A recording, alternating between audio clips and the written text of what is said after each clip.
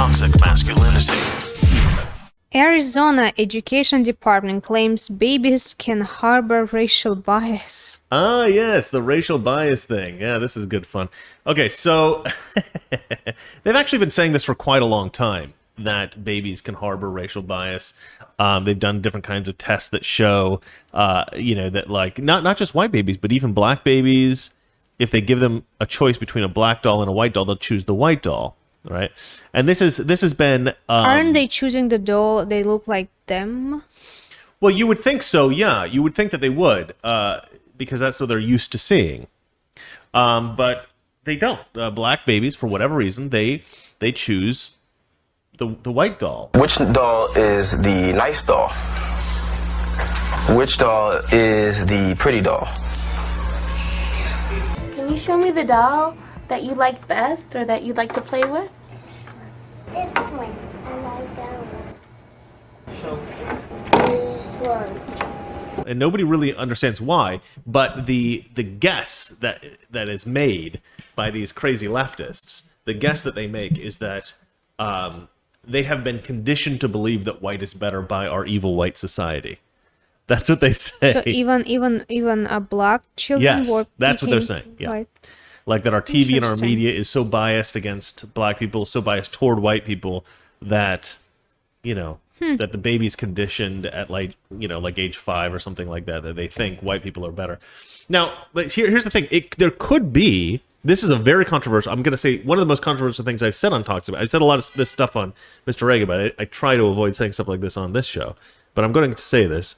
Take a look at this. A 5-ounce solid silver Apollo 11 coin just like this could be yours for free. It's Silver Month over at Noble Gold. The new administration is finally here. Oh, joy. And one of their big things is, as you know, climate change. And renewables need solar panels, electric circuits, and lots of other gizmos that used, you guessed it, silver. With a projected $2 trillion investment, there's never been a better time to profit from the insanity in Washington, D.C. with your silver IRA. Visit the Noble Gold website today at noblegoldinvestments.com. This is a very controversial, I'm going to say one of the most controversial ththings I've said on Talks About. I've said a lot of this stuff on Mr. Reagan, but I try to avoid saying stuff like this on this show.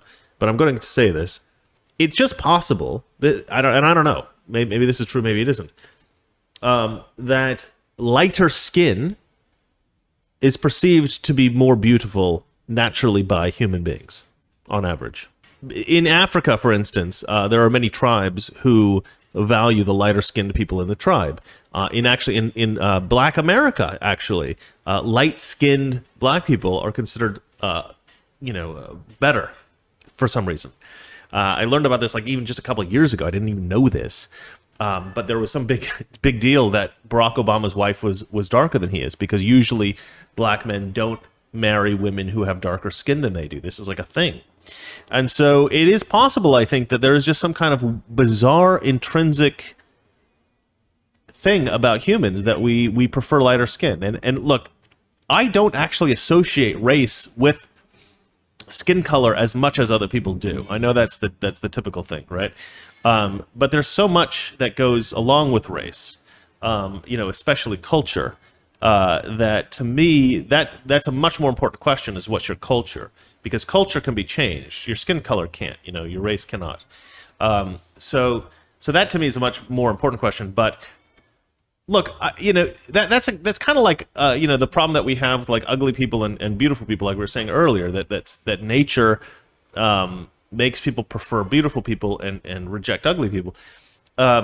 In the same way, there might be this sort of unfair reality that human beings naturally prefer lighter-skinned people to darker-skinned people. And it's not necessarily something that I think people want to accept, but it may actually be true. That may actually be true. And so it may not be something about our society that's driving people toward preferring white skin or whatever. But anyway, this study I think is actually wrong, because they found some things that are like much weirder. They found that only white babies prefer white people, and Hispanic and Latino or Hispanic and black babies don't care one way or another. They're like, oh, I'll take the white person or the black person. I don't care. So they're basically saying like, oh, babies who are of of color, babies of color, are not racist, but white babies are racist. I mean, this could not be a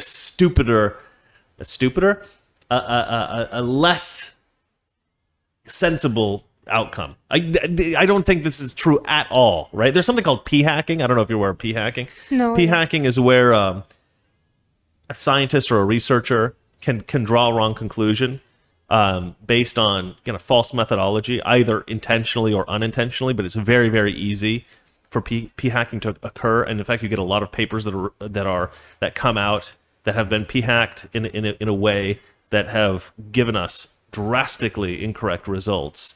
Some of them are an accident, some of them are on purpose, right? Like chocolate's really good. Chocolate will make you skinny. That's like a p-hacked study. And then like the whole thing about gluten intolerance, that was totally wrong. Studies can be very, very wrong, right? If you have like an outlier study, you have like 20 studies here that say one thing, and then you have an outlier study. The outlier study has probably been p-hacked, or somehow there's like a mistake. But anyway, this is this has been included in a toolkit. Let's see here. The Arizona Department of Education is providing teachers and parents with an equity and diversity toolkit that aims to show how racism can manifest in children as young as 3 months old. Right out, just pop them out, pop those racists right out. They come out with a Confederate flag. Actually, I don't know if you're aware of that, but let's see here. 3 months old, and that white children remain strongly biased in favor of whiteness by the age of 5. Okay, so let me look at this. All right, at birth, babies babies look equally at faces of all races, and at 3 months, babies look more at faces that match the race of their caregivers.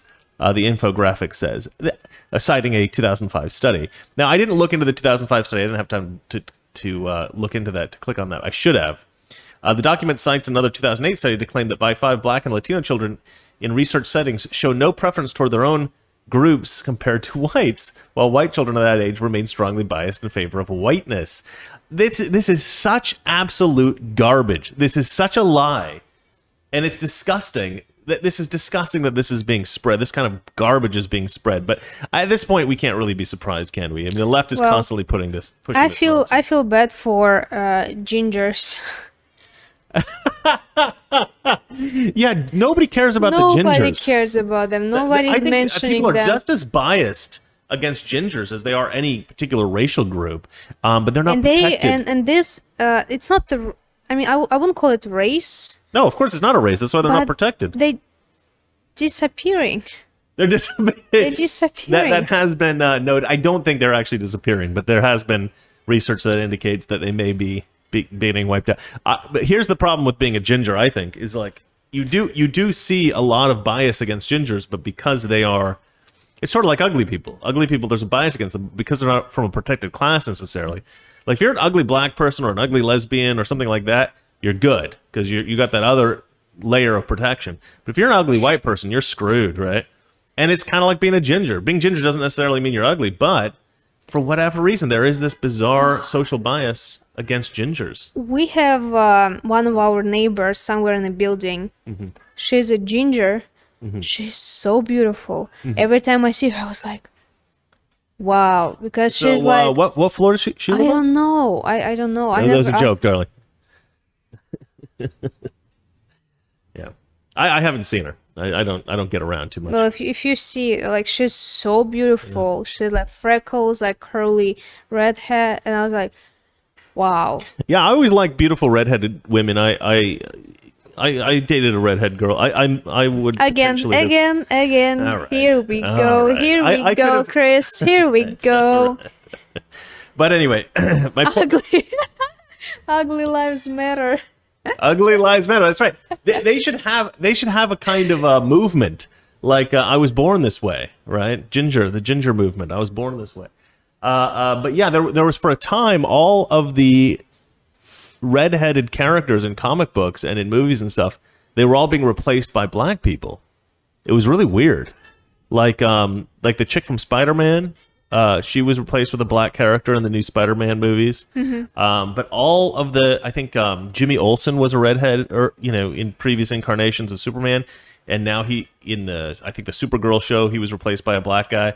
And it's bizarre. All these redheaded characters have all been being replaced by black people. It was like somebody in Hollywood said, "Oh, you know what we should do? You know, you got all these like ginger-haired comic book characters. They're a bit marginalized. You know who else is marginalized? Black people. So let's just replace all these redheads with black." It's kind of it was a weird phenomenon. A friend of mine brought it to my attention because she has red hair, and she identified to some degree with all these redheaded characters in comics. And then she was infuriated by this reality. Mark says, "Orange man, Trump identifies as a ginger." Oh, you're kind of choppy still. All right. So the camera on Valeria is a little bit choppy, and I'm not sure why. So I've been trying to fix it. What's choppy? Like wave your hand. See? Yeah, see how it's like No? You're not noticing? No. Okay, well, it's choppy. It's choppy. I, on the other hand, perfectly smooth. Nobody so far criticized that Valeria's camera is choppy, guys. No. We can look at her. No, but I notice, and it annoys me, so I'm going to fix it. You're a anyway, perfectionist. I am. Do we have another story, or is that it? We do have another story. Oh, we have one more story.